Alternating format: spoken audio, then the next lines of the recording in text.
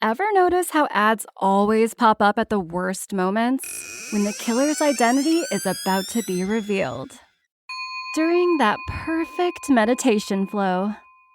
On Amazon Music, we believe in keeping you in the moment. That's why we've got millions of ad-free podcast episodes, so you can stay completely immersed in every story, every reveal, every breath. Download the Amazon Music app and start listening to your favorite podcasts ad-free, included with Prime. A documentary film crew encounters a deadly giant snake.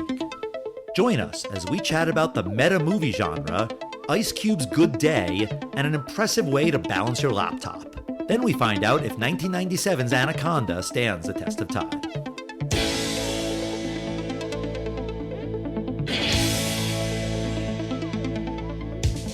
Test of time, James and Alan have their say. Do the movies you love still hold up today? James says gladiator with the glove. Alan says as a father, blah blah. It's the test of time, James and Alan have their say. Do the movies you love still hold up today? Test of time, James and Alan have their say. Do the movies you love still hold up today? Hello, everyone, and welcome to the Test of Time. I'm James Brief, and joining me, as always, is my buddy and pal and the director of this podcast, Alan Noah. Hi, that's me. How you doing, James? I am good. Well, we're going to discuss a movie that I had seen years ago. Haven't seen it for a long time, but have you ever seen Anaconda? I mean, I watched it yesterday, but I'd never seen it before. All right. I'd seen it a few times. I am not scared of pretty much any animal, but snakes I am terrified of, and I kind of in a fun, thrilling way. Like, I enjoy going to a reptile house in the zoo because I'm totally scared, but I'm sure that I'm actually safe. Are you safe? That's true. But of course, we're doing this film today based on the 90s film because there's a new version of Anaconda. It's not a remake or a sequel or a Lega sequel, but it's rather a filming of a movie based on a real film, which is 1997's Anaconda. I think it's still a Lega sequel or a requel or something because it's cashing in on the name. And if this movie does well, then they can do sequels and they can spin off the franchise and keep going. Definitionally, is it a sequel or a remake or a requel or whatever? Honestly, you can really get into the weeds of these terms, and does it matter? Does anyone care? Really, at the end of the day, it's IP. And so whichever word you use, fine. What it is a different way in. Instead of doing a direct sequel, instead of doing a remake, which are usually the two main ways that you do it, this is a story about people who love the movie Anaconda from 1997, starring Jennifer Lopez and Ice Cube and Jon Voight, and they want to remake the movie. And so this is a movie about them remaking the movie. And obviously it's not a documentary. It's a movie with actors, Jack Black, Paul Rudd. So it's just a different way in. Yeah, and I enjoy this genre because it lends a sense of reality to the movie, because I haven't seen the Anaconda 2025, but in the movie, they're like me. They've seen this Jennifer Lopez film. Right. And there's other films like this. Have you ever seen the movie Fanboys? No, I heard of it. It's a movie about people being obsessed with seeing episode 1 of Star Wars. There was one of the later Nightmare on Elm Street films called Wes Craven's New Nightmare. Yes, And I remember that. That's a film about people that have seen these 1980s films, the Nightmare on Elm Street films. I think they might be making a new Nightmare on Elm Street film, and within this set, the real Freddy Krueger comes and is trying to kill people. Right, and Wes Craven plays himself, and Robert Englund plays himself. Yeah. Have you ever seen Be Kind, Rewind? That was the one with Mos Def? Yes. And they run some kind of video rental store. And Yeah. they ruin the tape somehow, and they have to refilm the ending of like Ghostbusters and Driving Miss Daisy and try to like put it in the real VHS films. It's a fun genre. What do you call this genre? Is there a name for it? You could either call them meta films. I think that's fair. I don't know how to say this word, but diegetic films, which means a film within a film. Yeah, but that's a little bit different because that's more like the movie within Last Action Hero. Maybe Last Action Hero would fall into this genre. But yeah, a movie within a movie, a show within a show. It's a little bit different than Anaconda being a movie about another real movie. I like meta movie. And I know your feelings on trailers. We've discussed it many times. I had not heard of this new meta movie, Anaconda, until I went to see Back to the Future in 4DX and I saw the trailer for it. And it got me. This movie that I hadn't heard of, that I knew nothing about. I was like intrigued by the concept, the meta-ness of it. And I love Paul Rudd and Jack Black. Who doesn't? But I was like, I am 1000% in to seeing this movie.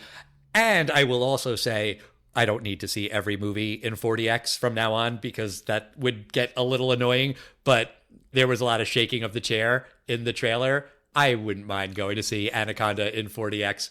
When you saw Back to the Future, they calibrated the 4D experience to the trailers? Some of them, not all of them. Some of the trailers, the chairs were perfectly still. And then I was eating my burrito as fast as I could. But for Anaconda, and I want to say there was one other, and I don't remember which one. But yeah, some of them did move. And I was like, this might be worth coming back to the 4DX theater. That's very cool. But let's talk about 1997's Anaconda. This movie is about a documentary film crew, also a movie within a movie, traveling deep into the Amazon rainforest in search of the lost Shirishama tribe, only to be intercepted by a mysterious stranger named Paul Cerrone.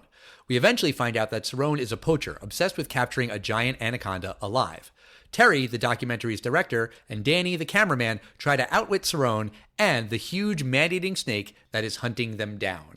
So I have to assume that this movie did decently well at the box office because I know there were sequels even before this new meta movie.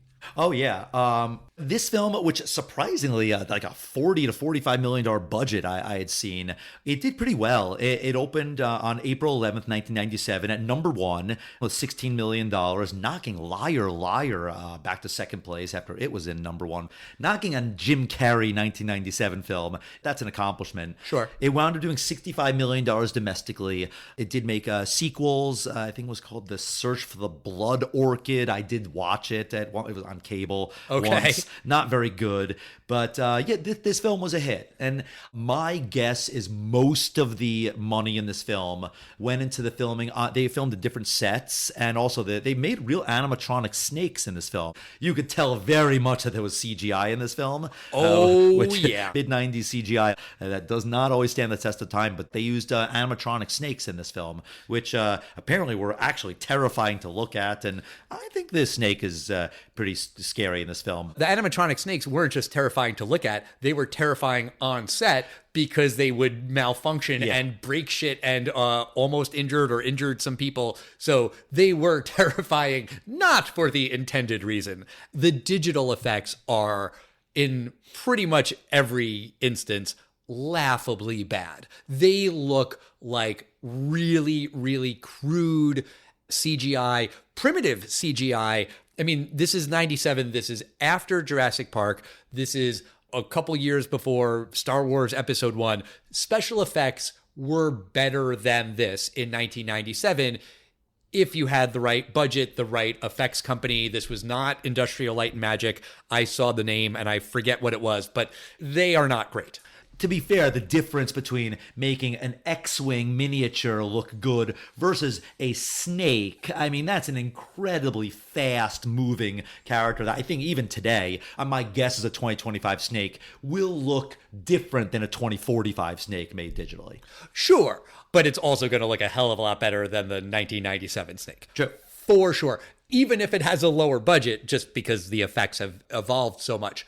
Okay, so the movie starts with Danny Trejo as a guy who gets killed by the snake. You don't really see the snake. So what movie am I thinking of right away watching this scene?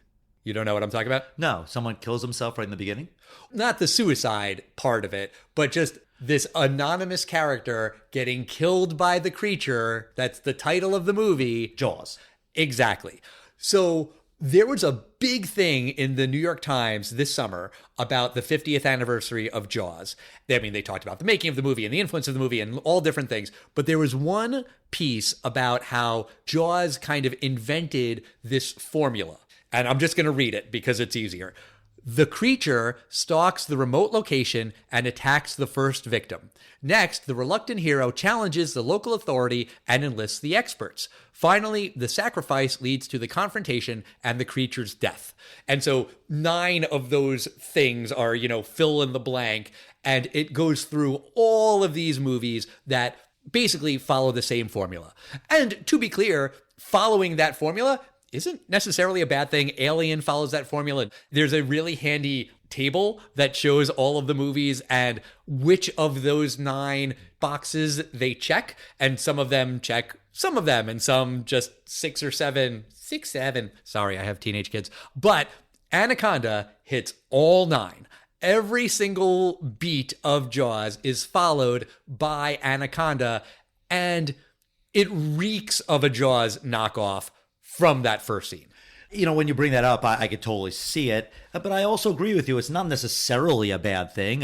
It's meat and potatoes. That's what it is. Yeah. It's not necessarily bad. It's not necessarily bad. Like Nope, the Jordan Peele movie, hits all 9 of those same check boxes. I loved Nope. I thought that was brilliant. And despite the fact that it follows all 9 of those plot beats, it's still, in my opinion, a wildly inventive and imaginative and gripping movie.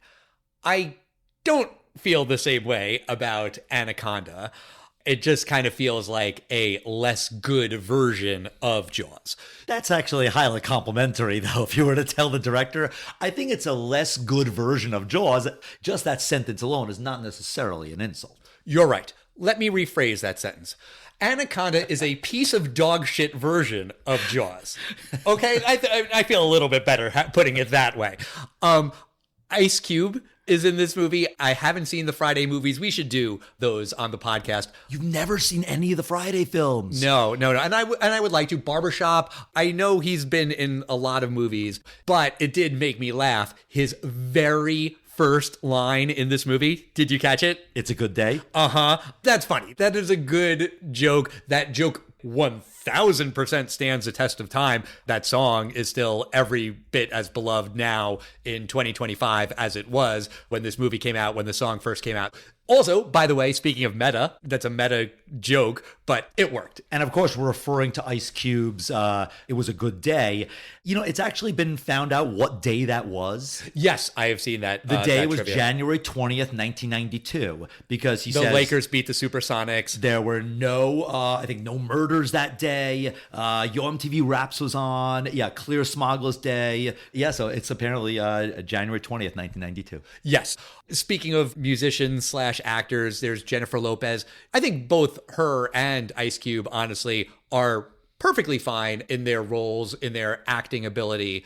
I could not say the same for Jon Voight, who is just an actor. He's not a musician / actor, I don't think. I don't know if he has like some album or something I've never heard of. But like, he is awful in this movie. His accent, come the fuck on. He says he's from Paraguay, but he also sounds vaguely French / Creole. His name is Paul Cerrone. Is that a Paraguayan name? I don't know.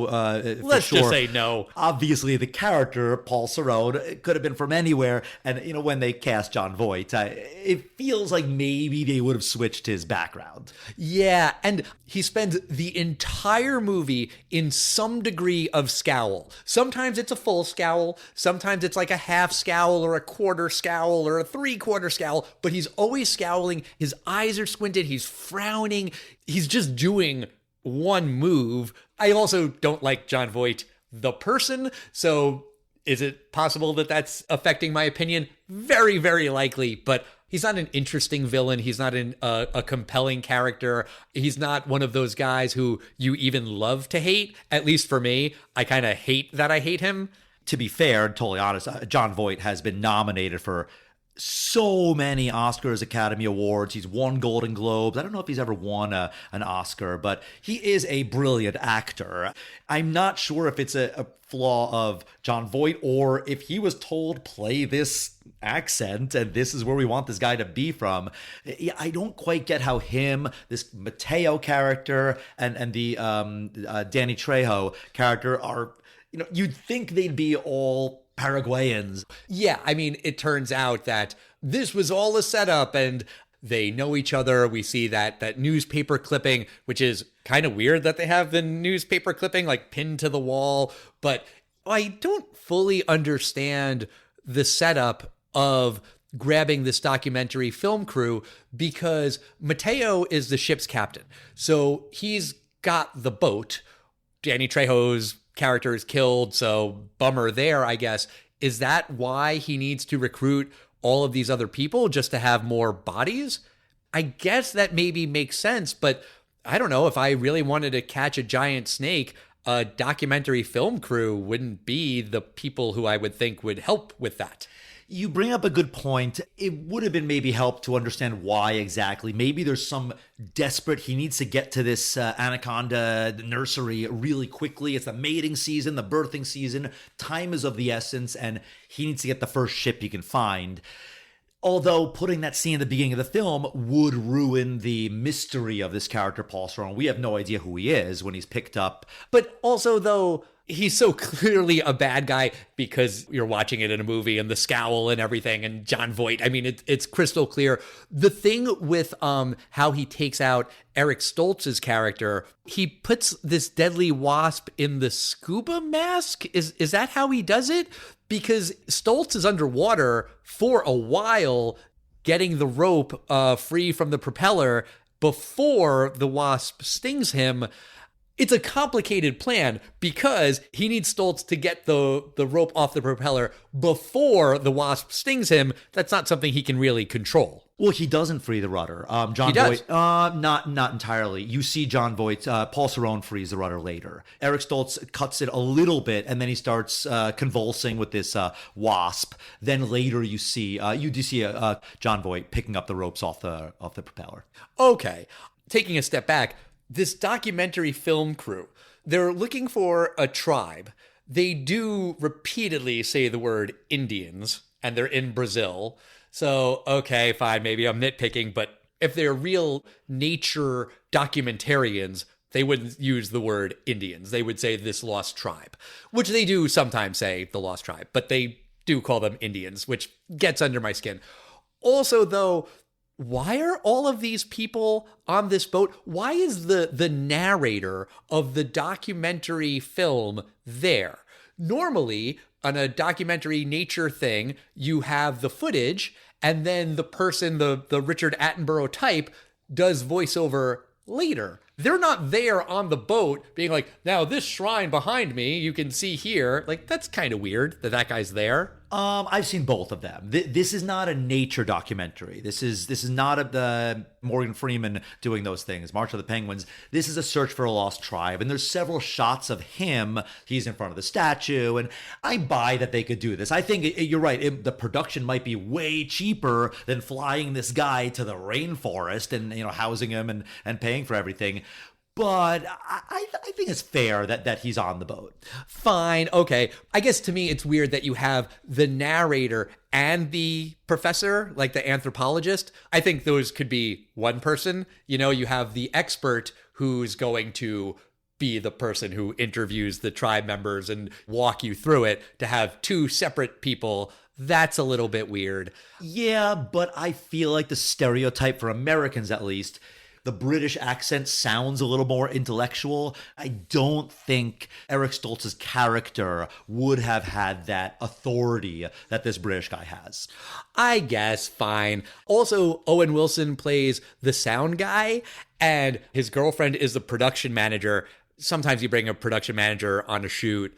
in the middle of the rainforest? I mean, definitely now you wouldn't do that with cell phones. You could just communicate with the production manager, not have them on the boat. But he also seems like a terrible sound guy. Like, they go off to get wild sound, which is definitely a thing that he would do. But the whole time they're talking, so you're not getting the nature sounds if you're hitting on your girlfriend. And I think also maybe part of it is we're going to get the sound, in air quotes. He really just wants to go and make out with his girlfriend. Okay, fine. But he doesn't seem that into getting the sound. Also, Ice Cube, Danny is the name of his character. He's the cinematographer. He barely films anything. I mean, he's filming a lot of times that are good to film, but I'm actually shocked at times he's not filming. Exactly. That's what it is. I was thinking at the end of the film, when they find this lost Shirashama tribe, I would think he's going to say, let me run and get my camera immediately. Right. Because all my friends that died, at the very least, we're going to make this film. We're going to dedicate it to them. Yeah. And they didn't die for nothing. But he doesn't. No. Owen Wilson makes the deal with Cerrone that, okay, we're going to film you capturing this snake. I could see why Danny wouldn't grab the camera then, because he's mad about effectively being held hostage by Cerrone. Sure, he's not going to grab the camera. But then if Owen Wilson is all in on this idea that we're going to film the documentary, we're going to make $1 million with that, then he would grab the camera. Yeah, he's a sound guy, but okay, fine. Still pick up the camera and record. When they have the anaconda on the fishing line, none of them are recording anything. Yeah, good point. I mean, I don't know how to operate a professional camera, but I'm guessing someone who's been on set for years would be able to do a inadequate job, but be able to get footage of a 45-foot snake. Exactly. The sound guy wouldn't be that great at the camera work, but he would know how to turn it on and point it to the action. Whatever. I guess we should spend more time talking about the snake. The snake is supposed to be scary, I guess. I'm just not invested in the snake in the way that I am invested in Jaws. Maybe that's the look. Maybe that's the fact that we see so much of the snake and the fact that it looks so bad. That's like the famous thing about Jaws. You barely see the shark because the animatronics sucked. But when you do see it, it does look terrifying. And that's very much not the case here.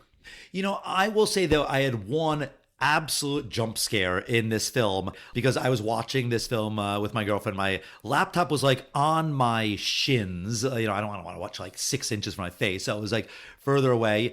And the part that really scared me, because I remember the laptop jumping up and I was like a little embarrassed, but it was actually not the snake at all. It was the part where Owen Wilson and Carrie they go off to make out and they get attacked by what turns out to be a wild boar. I thought that was a good scare, but yeah, it turns out my scariest part in the film was not the snake. Well, there you go. I'm also impressed that you balanced your laptop on your shins. Like, way to go, man. Thank you. I didn't know you could do that. Okay, so at the waterfall, they quote unquote kill Cerrone, but that he's not really dead because Danny says, that trank that was in his back, look, it fell out. And then the camera points at the tranquilizer dart floating away. And also, I can see that it's 20 minutes left in the movie. Clearly he's coming back. They also shoot the snake in the head repeatedly. One of his eyeballs is blown away.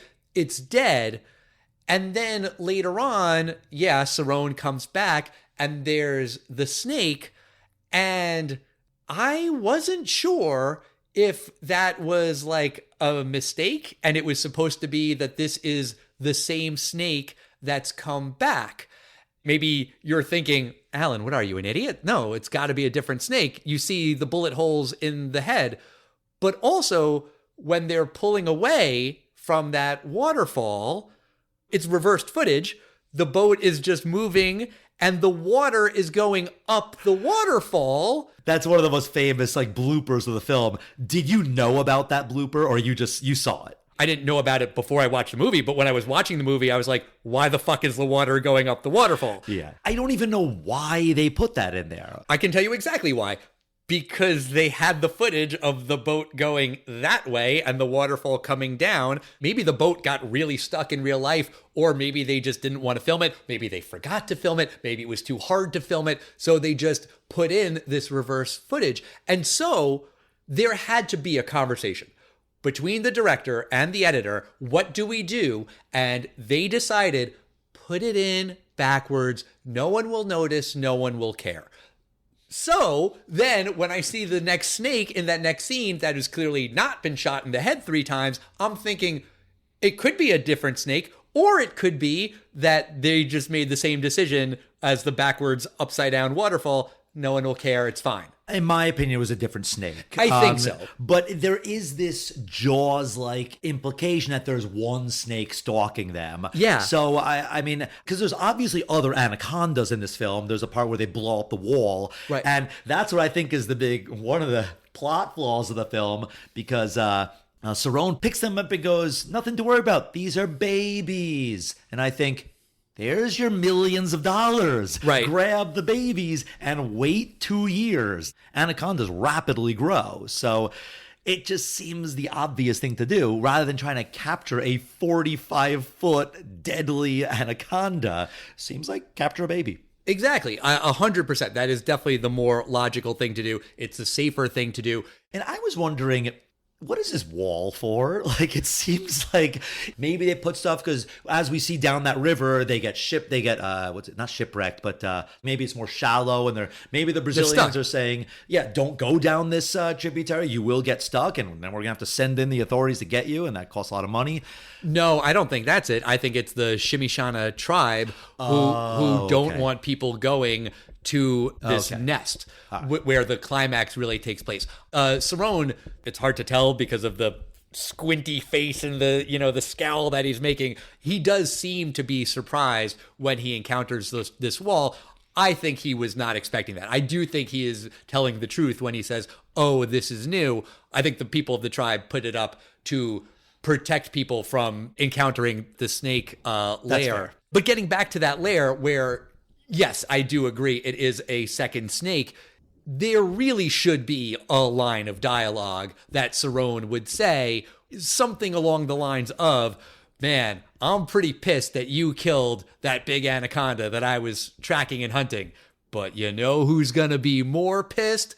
His mate, because the females are even bigger and they're more vicious. Then you see the bigger snake come down from the ceiling. That is clunky, annoying exposition, and usually I hate clunky, annoying exposition, but in a movie like this, which is filled with clunky, annoying exposition, I feel like it would help here. It would have just made that more clear. I'm also kind of going on movie rules where in Alien, there's one, and in Aliens, there's many. This movie is called Anaconda, so there should be only one, and if you want it to be kind of like a twist, a surprise, a reveal that no, there are two, okay, fine, but then say it. I might be wrong, but I think the second one might be called Anacondas. Okay. Maybe, but it does involve many anacondas.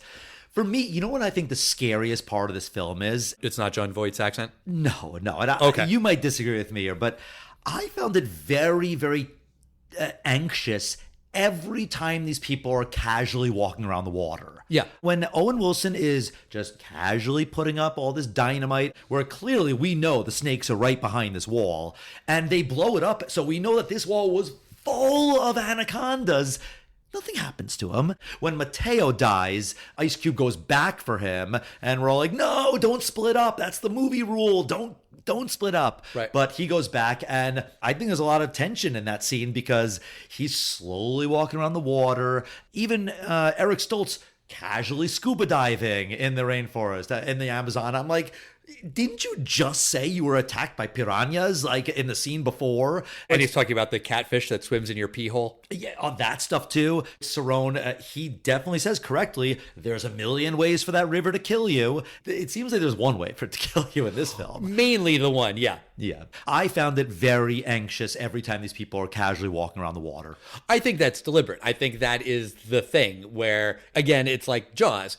You don't want to be in the water, not for a single second. And every time you have to go in the water, you are taking your life in your own hands, whether it's by the giant anaconda or the tiny little catfish that swims in your pee hole.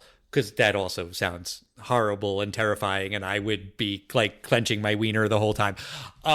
Sorry, but I mean, God. You know what I think is a bad thing to do on a boat? What? I think it's a bad thing to keep all of your fuel that you need to get away from the most isolated point on Earth attached by a single string rope at the very edge of your boat. I'm not a sailor, but I think that's a misplaced lifeline to getting home alive. That seems like a bad idea. The boat, though, does seem very nice for, this low-budget documentary. It's not bad. It's kind of like a Amazonian houseboat kind of a thing. Kind of looks like a cruise, like a mini cruise in some ways. Yeah. If you buy the fact that the boat does get away from the waterfall, then the boat does survive. It's not like in Jaws where the boat gets blown up. I'm wondering, did you recognize the actor Jonathan Hyde? He's the British narrator. No. We've seen him in a number of films. He's been in Titanic. He's in Jumanji. He's Van Pelt. Oh, I did not get that. Eric Stoltz in this movie, he's barely in it because he's, taken out by the wasp. I still couldn't help but think I wish he was replaced by Michael J. Fox. That's funny. But what do you think of 1997's Anaconda? Does this film stand the test of time? No, this movie is fucking awful. If you want to watch this kind of movie, go watch Jaws. It's way better. J-Lo and Ice Cube make it watchable, but Jon Voight and the awful effects make it really, really hard to watch and get into and care about. And I was just kind of rolling my eyes the whole time. Even though I think Jennifer Lopez is fine in this movie, she does spend a lot of the movie telling people to hurry up. Kind of to your point about, being in water is scary in this context. So she's not wrong, but she's just yelling at people, hurry up, hurry up, hurry up. Okay. I mean, they don't want to be in the water either. And also, you're not in the water, Jennifer Lopez. So don't just stand there yelling at everyone else to hurry up. There's one line of hers that's really, really weird. When they're in the Nest warehouse thing, Danny says, we got to chase it up the smokestack. I'll go. And then Terry, the Jennifer Lopez character, she says, no, I'll go. I've got the legs. Like, yes, you do have legs. Danny also has legs. Also, it's climbing a ladder. That's an upper body thing. You use your legs too, but I don't know. That's just like a really, really weird line. I've got the legs. When the snake regurgitates Cerrone and he winks, I get it. They just wanted to give Jon Voight one last thing to do, one last creepy thing to do, because also he is a fucking creep. And when Terry comes on to him to kind of distract him so they can knock him out, after he realizes that it was all a ruse, he still goes in for one more kiss because he's a fucking creep. I wonder if that was in the script or if that was Jon Voight's idea. I'm going to guess it was his idea because fuck that guy. But I did not like this movie. I didn't care for it. I am still into going to see the new one, but this movie is pretty fucking terrible. It does not stand the test of time. What do you think, James? You're going to disagree with me? The theme of what you're saying, I agree with. Okay. All the flaws of this film. I wouldn't say it's so bad it's good, but you gotta shut your brain off a little bit. 1997 Jennifer Lopez, she is a beautiful woman. Sure. And she's not wearing skin tight stuff. This is not the Jumanji remakes of Karen Gillan character who's inappropriately super hot in the middle of the jungle. So I appreciate that. Paul Cerrone, he's so over the top. Ice Cube, I think, is fine here. Owen Wilson and Carrie Were, they play the roles they were hired to play perfectly fine. I just think the film works for me. I get everything you're saying, but I was still kind of scared while watching it. Mostly the tension of being in the water. I already knew who dies and who doesn't. I couldn't remember if Ice Cube dies. Actually, I was kind of wondering if he was going to die, and he almost dies in a the couple film. times. Yeah, and they save him. But this is not a good film. But for me, it does stand the test of time. It didn't work for you, and I totally get why it didn't work for you. But it does work for me, but it's not necessarily a great film. Okay. I'm not terribly surprised, honestly. Also, minimal research. I did see that, in fact, anacondas do not eat people. The whole killing a monkey and using it as bait thing is bullshit because anacondas only eat live animals, so it wouldn't be interested in a dead monkey. I'm not an expert on all anacondas. I do know that my anaconda don't want none unless you've got buns. Son. Hun. Hun? Oh. Hun. Son? No, hun. Oh, yeah, that would make sense. No, that doesn't make any sense. I'm sorry, I had to work that in. If I didn't, it would have been weird and I would have been kicking myself. But that's going to do it for this week. That's going to do it for this year. This is our last episode of 2025. We are coming back next week. We are coming back next year, doing the dad joke, to talk about Spies Like Us with our good friend Eddie Perez Cortez. I'm so excited to have Eddie back on the show.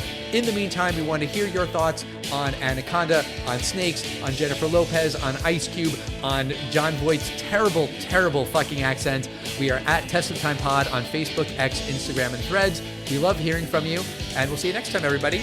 Bye.